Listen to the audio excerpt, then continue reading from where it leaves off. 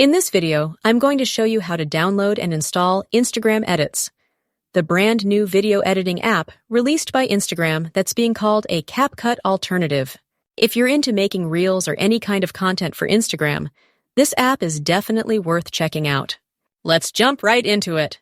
The app is available for both iPhone and Android devices, so open your App Store or your Google Play Store, and then go over to the search bar.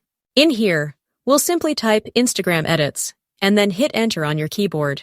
This will give us a couple of search results, and you'll want to open the app that has this specific icon, and I will make sure to leave the app link in the description of this video so you can open and download the correct application.